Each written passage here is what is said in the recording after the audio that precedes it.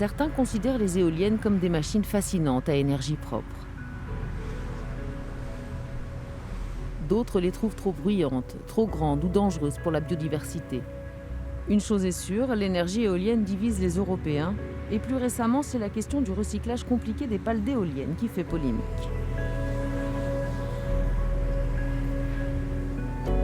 Ici, il y a une foultitude de parcs éoliens. Ils se suivent à 1 kilomètre les uns des autres.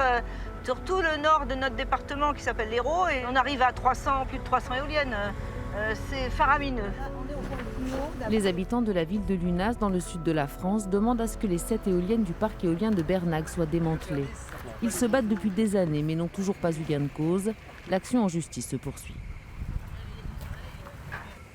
On n'est pas des anti-éoliens, mais on est contre-maître des éoliennes, là où il y a de la biodiversité très riche. Et pour l'Occitanie, c'est pratiquement 70% du territoire.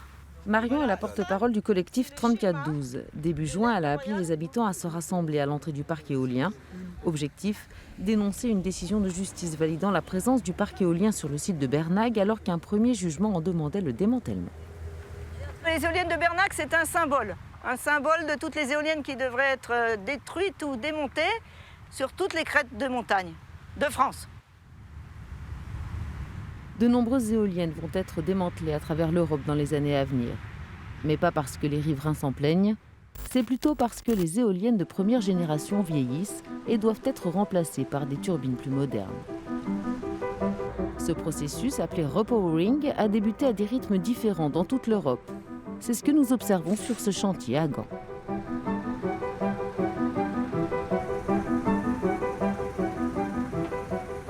La capacité va être doublée, donc c'est-à-dire qu'on va passer de 2 à 4,2 MW par éolienne. Et donc on va également tripler l'électricité produite. Et donc on va passer à plus de 9000 kWh. Et donc ça alimente un total de quasi 5800 familles. Avec le repowering, jusqu'à 5700 éoliennes par an pourraient être mises hors service d'ici 2030 en Europe. Aujourd'hui, jusqu'à 90% des éléments qui composent une éolienne peuvent être recyclés. Le problème, ce sont les pales. Elles sont constituées de matériaux composites à base de fibres de verre ou de carbone difficiles à recycler. Regardez cette pale d'éolienne. Elle mesure environ 40 mètres de long, pèse 7 tonnes et représente les 10% de l'éolienne qui sont difficiles à recycler. Ce sont ces 10% qui ont déclenché une controverse dans le monde entier concernant la durabilité de cette énergie renouvelable. Alors que deviennent les pales? La plupart d'entre elles sont réutilisées. Celle-ci, par exemple, aura une deuxième vie en Ukraine.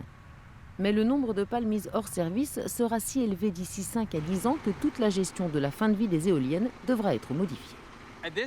À l'heure actuelle, environ 80% de toutes les éoliennes que nous démantelons sont réutilisées comme éoliennes ailleurs, en Europe, en Italie, au Royaume-Uni, en Suède ou au Danemark. Les 20% restantes sont recyclées car il n'est pas intéressant, économiquement parlant, de les réutiliser. Mais d'ici 2 ans, je pense, la tendance pourrait s'inverser et 80% de toutes les éoliennes que nous démantelons seront recyclées, car il y aura moins de place pour les turbines usagées et les nouvelles turbines plus grandes sont beaucoup plus compétitives. Aujourd'hui, les pales qui ne sont pas réutilisées ou incinérées, idéalement pour la récupération d'énergie, finissent à la décharge. Cette photo a été prise aux États-Unis et est devenue le symbole de l'un des côtés sombres des énergies renouvelables dans le monde entier.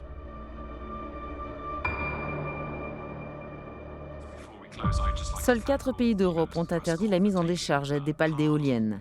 L'Allemagne, l'Autriche, les Pays-Bas et la Finlande. Les acteurs majeurs du secteur européen de l'énergie éolienne ont appelé à une interdiction de la mise en décharge à l'échelle européenne d'ici 2025. Nous ne voulons pas que ces pales finissent dans des décharges. Certes, les pales ne sont pas toxiques et techniquement elles peuvent être mises en décharge, mais c'est un gaspillage de ressources précieuses qui est incompatible avec l'engagement de l'industrie éolienne en faveur d'une circularité.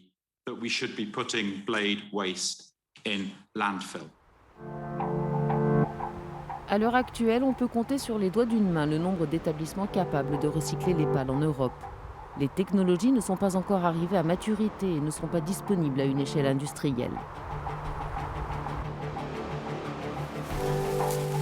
Cette start-up espagnole reçoit des pales de France, du Portugal et d'Afrique du Nord.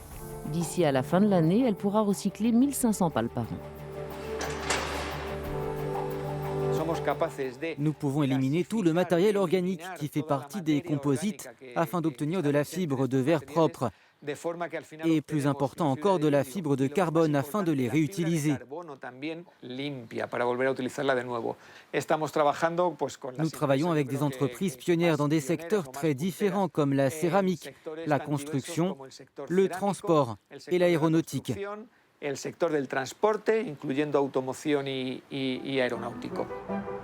L'industrie de l'énergie éolienne pense que l'appel à l'interdiction de l'enfouissement des déchets accélérera le développement des technologies de recyclage, mais aussi la demande des matériaux recyclés. Des efforts sont faits pour accroître la durabilité des éoliennes tout au long du processus, de la conception à la fabrication, comme le fait déjà le géant danois de l'énergie éolienne Vestas. L'objectif final est une pale 100% recyclable.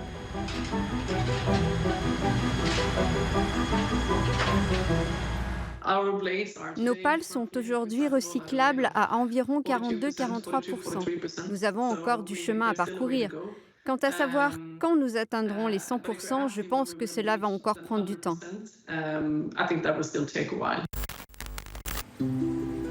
L'industrie éolienne est en passe d'accroître la production, le bon fonctionnement et la circularité.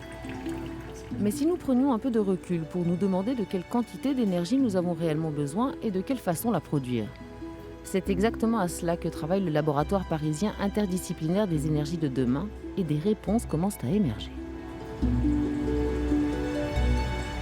On imagine toujours que la production d'énergie doit se faire avec le meilleur rendement, la meilleure efficacité ou au contraire avec une puissance la plus grande possible. En fait, ça n'est pas ce que fait la nature. La nature, par exemple, lorsque l'on se déplace, essaie de minimiser la production de déchets, c'est-à-dire qu'un animal, lorsqu'il se déplace, il veut en fin de journée être le moins fatigué possible. Donc les points de fonctionnement auxquels on peut penser d'un système de production d'énergie, c'est d'essayer de réduire la consommation d'énergie en essayant des arbitrages sur la consommation elle-même ou alors en imaginant d'organiser la vie collective différemment. Repenser notre façon de consommer et de produire de l'énergie pourrait garantir un meilleur équilibre entre environnement, besoins des populations, technologie et économie.